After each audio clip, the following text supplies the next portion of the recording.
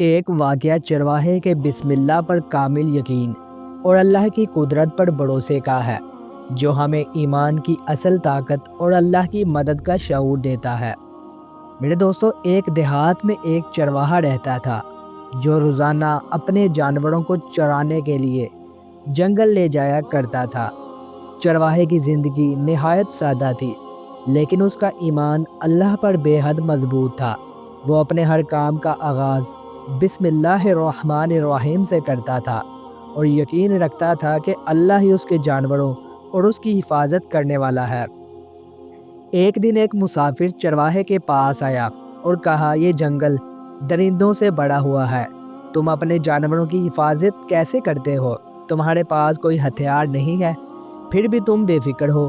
چرواہے نے مسکرا کر جواب دیا، میں ہر صبح بسم اللہ پڑھ کر اللہ پر بھروسہ کرتا ہوں۔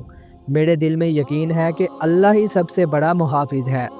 مسافر نے ہنستے ہوئے کہا، یہ صرف الفاظ ہیں، ان سے جانوروں کو کون سا فائدہ ہوگا؟ اگر شیر یا بھیڑیا حملہ کرے تو کیا یہ الفاظ تمہیں بچا سکتے ہیں؟ چرواہے نے سکون سے جواب دیا، اللہ کی ذات پر یقین رکھنا سب سے بڑا ہتھیار ہے۔ بسم اللہ کہنا اللہ کی حفاظت کو دعوت دیتا ہے، اور میں نے اپنی زندگی میں کبھی اس کے علاوہ کسی چیز پر انحصار نہیں کیا۔ چند دن بعد اسی علاقے میں ایک شیر آیا۔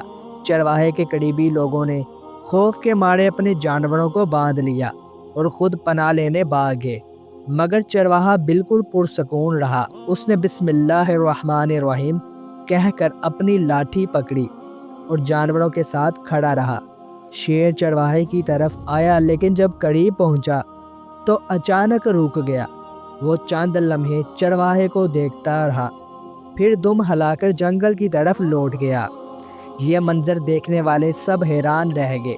لوگوں نے چرواہوں سے پوچھا، تم ڈرے کیوں نہیں؟ چرواہے نے جواب دیا، ڈرانا اور بچانا اللہ کے اختیار میں ہے۔ بسم اللہ میرے دل کو طاقت دیتی ہے، اور جب میں اللہ کا نام لیتا ہوں تو مجھے یقین ہوتا ہے کہ کوئی نقصان نہیں پہنچا سکتا۔